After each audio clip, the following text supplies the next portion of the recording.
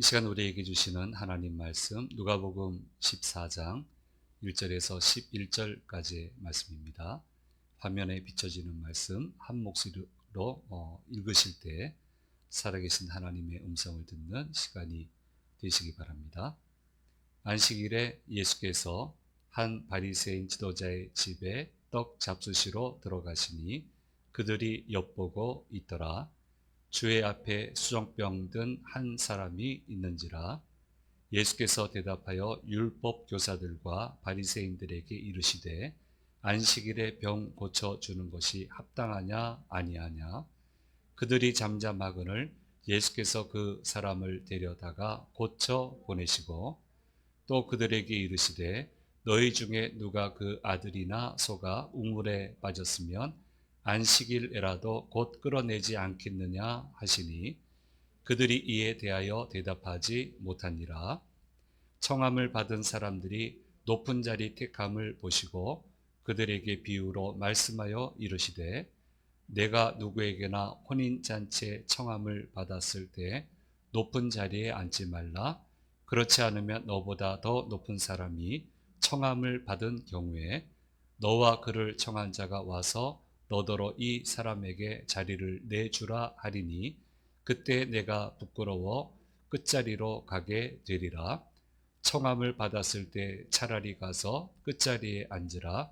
그러면 너를 청한 자가 와서 너더러 보시어 올라 앉으라 하리니 그때에야 함께 앉은 모든 사람 앞에서 영광이 있으리라. 무릇 자기를 높이는 자는 낮아지고 자기를 낮추는 자는 높아지리라. 아멘. 오늘 예배 현장에 오신 우리 성도님들, 또 영상으로 예배에 참여하시는 모든 성도님들에게 주님의 크신 은혜가 함께 하시기를 소망합니다. 누가복음 56번째 묵상하는 시간입니다. 유대인들에게는 좋은 안식일 습관이 있다고 합니다. 안식일이 되면 온 가족이 회당에 모이게 되죠. 이제 요즘 우리도 점점 그렇게 돼 가고 있는데요. 회당에서 이제 예배를 그들 방식으로 예배를 드리고 나서 한 집으로 가서 가족 식사를 한다고 합니다. 그런데 그렇게 가족 식사를 할 때는 외부 사람 한 명을 또 초대를 해서 같이 식사를 하는 그런 습관이 있다고 합니다. 저는 안식일에 한 집에 모여 있는 거는 봤어요. 그거는 봤는데 그렇게 외부 사람 모셔다가 식사하는 것까지 못 봤는데 초대되어 가신 분이 얘기해 주시는 거는 들었습니다. 그래서 자기가 초대받아 갔대요. 이방인인데도 대단히 열린 유대인이죠. 근데 그 집에 꼬마 손주들이겠죠. 손주가 이 외국인 이방인인데 그 무릎에 스스럼 없이 앉아가지고 이런 얘기 저런 얘기 영어가 서로 되니까 그렇게 이야기를 나눴는데 그게 굉장히 인상이 깊었다. 꼭 해봐야 되겠다. 그리고는 이제 목사님이 한국에 돌아오셔서는 주일 저녁이면 사실 목사님도 피곤하거든요. 피곤한데 근데 지쳐 있는데 주일 저녁에만 모일 수 있으니까 모여서 공동 식사를 한대요. 우리가 될까? 그거 좋아하겠어요? 근데 어쨌든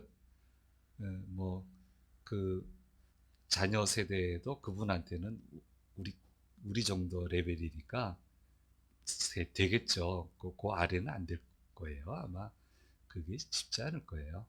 근데 이제 그 목사님 얘기가 공동으로 이제 토요일에 그 시어머니하고 며느리들하고 장을 보고 주일날 이제 같이 식사를 준비해서 뭐 그렇게 화려하게 먹지 않고 식사를 하는데 그 아이들이 굉장히 좋아할 거라고. 왜냐하면 시어머니가 그 능력이 되니까 그 집은 전부 다 계산을 해준다는 거예요.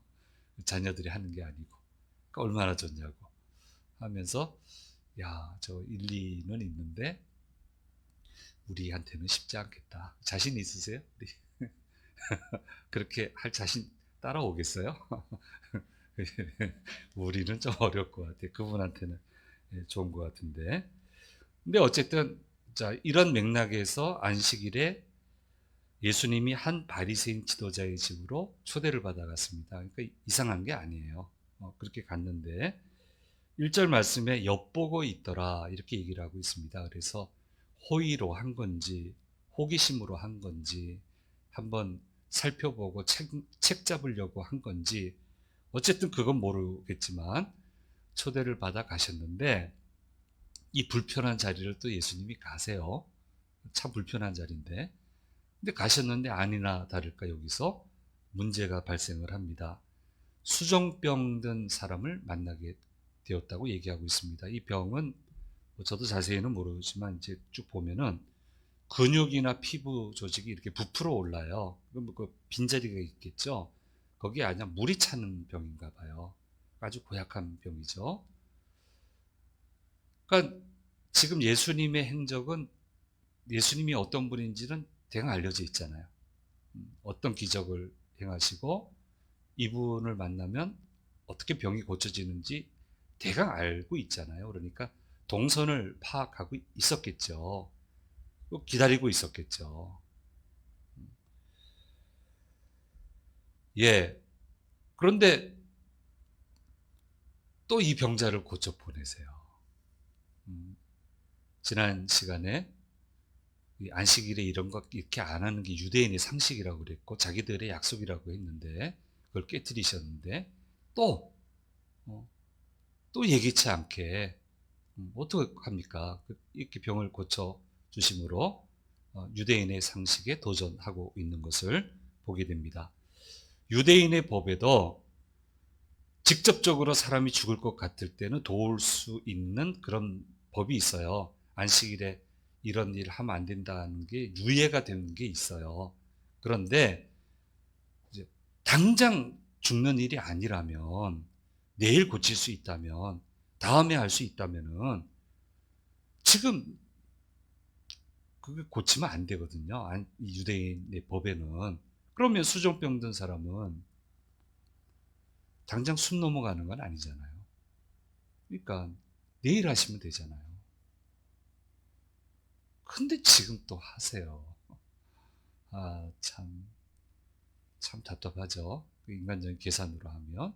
그러니까 이거는 유대인들 입장에서는 용납이 되지 않는 거예요. 그래서 13장 사건과 비슷하게 5절 말씀에서 이렇게 말씀하시면서 이제 고치시는데 같이 읽겠습니다. 또 그들에게 이르시되 너희 중에 누가 그 아들이나 소가 우물에 빠졌으면 안식일에라도 곧 끌어내지 않겠느냐 하시니 하고는 고치십니다. 혹자는 그럴 거예요. 내일 하시면 될 텐데 안 아픈 사람은 얘기를 그렇게 할 거예요. 근데 이 사람은 시달릴 대로 시달린 사람이에요. 너무너무 힘들고 어려운 사람이에요. 오죽하면 지금 왔겠어요. 얼마나 힘들면 왔겠어요. 그러니까 예수님은 그 마음을, 그 간절한 마음을 받아주시는 거예요.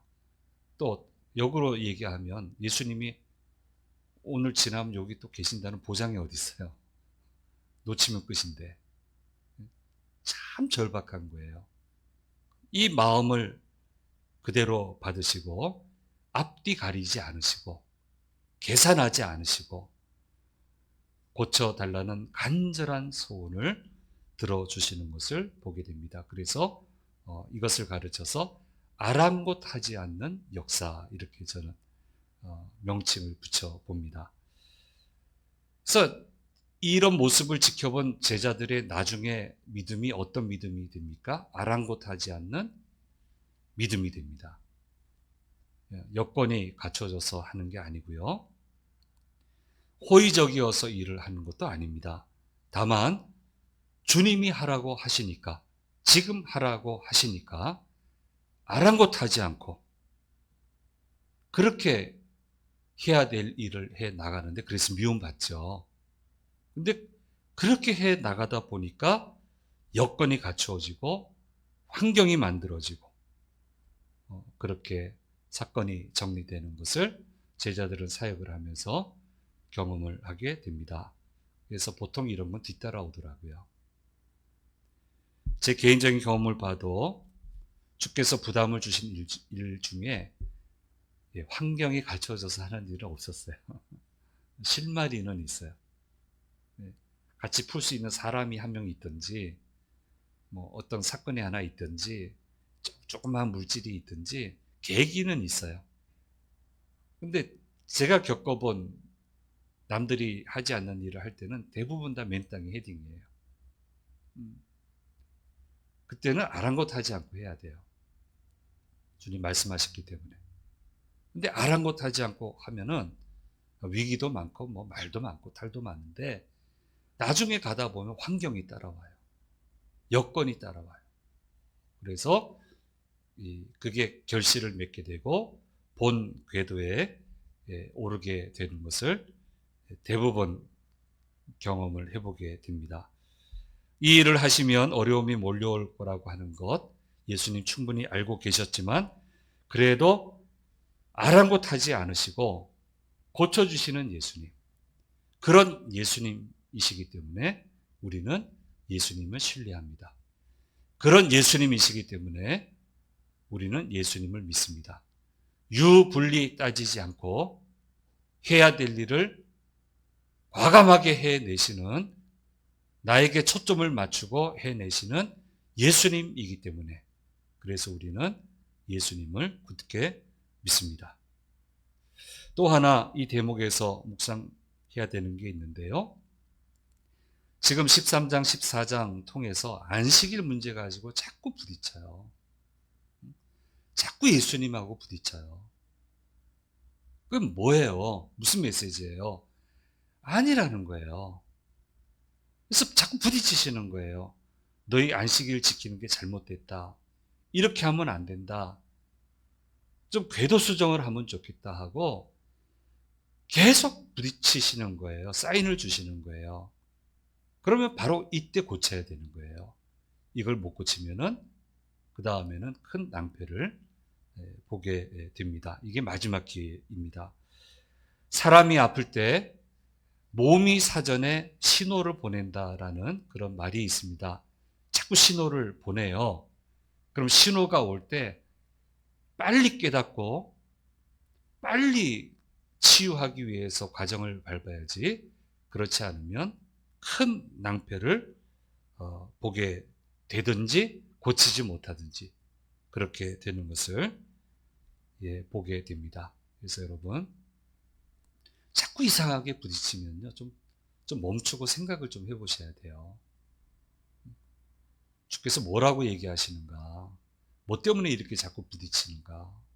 좀 깊이 생각해보고 묵상해보고 궤도 수정해야 될 일이 있으면 수정하고 이렇게 해야 지혜로 믿음이 되는 거지. 지금 이 사람들 보세요. 뭐 이렇게 얘기하시고 저렇게 얘기하시고 해도 듣지 않아요. 이 사람들은 아랑곳하지 않고 안 들어요. 아랑곳하지 않고 하시는데 듣지 않아요. 결국 망하잖아요. 그래서 이 말씀에서 연이어서 부딪히는 말씀을 통해서 우리는 다시 한번 이것을 좀 생각해 볼 필요가 있습니다. 이 병고침 사건에 이어서 이제 청함 받은 자의 자세에 대해서 말씀을 해 주고 있습니다. 이제 유대인들의 그 식사 구조는 디귿자, 이렇게 디귿자 이렇게 되어 있으면 가운데 제일 가운데가 보나마나 상석이겠죠, 그렇죠? 거기가 상석이고 보통 우리는 우좌잖아요, 맞죠? 우좌인데 유대인들은 좌우래요. 그러니까 1, 2, 3이래요. 근데 이 유대인들이 좌석 배치에 굉장히 민감하다는 거예요.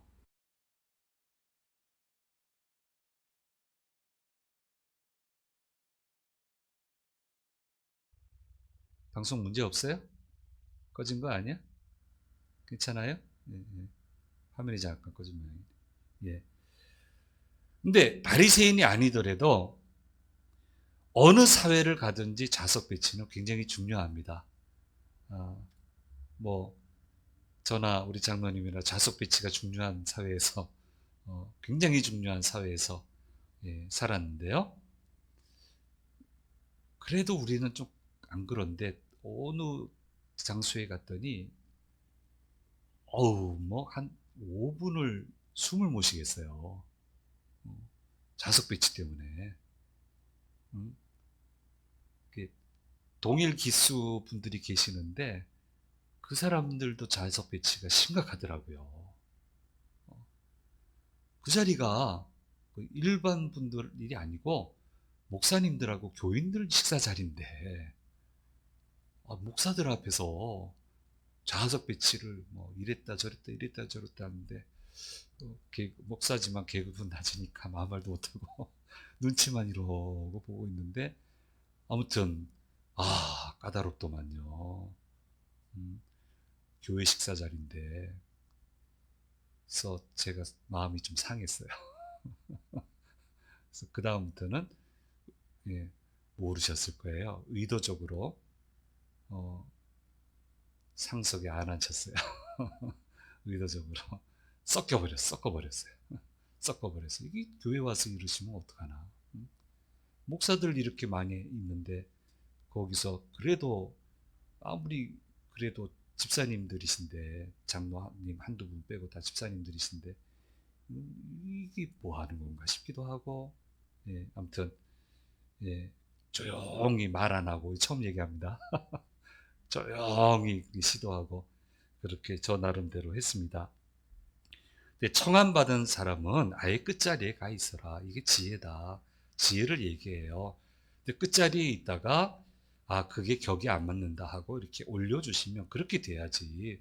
좋은 자리에 앉았다가 더 급이 높은 분이 오셔가지고 내려가라 하면 그게 무슨 창피냐.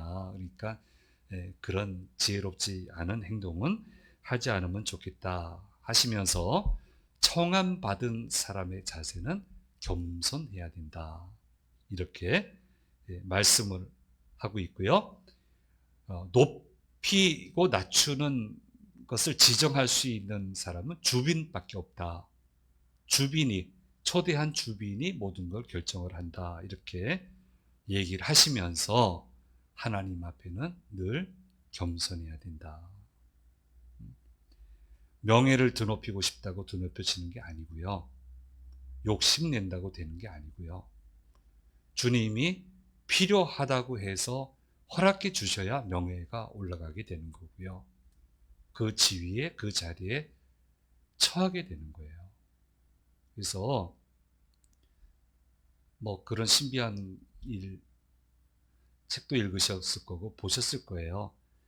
어떤 일이 굉장히 중요해요. 이게 사람들한테 알려져서 여기에 좀 힘이 모여지게 되면은 우연하게 거기에 좀 알만한 사람이 초대돼 가는데 그게 히트를 치더라고요.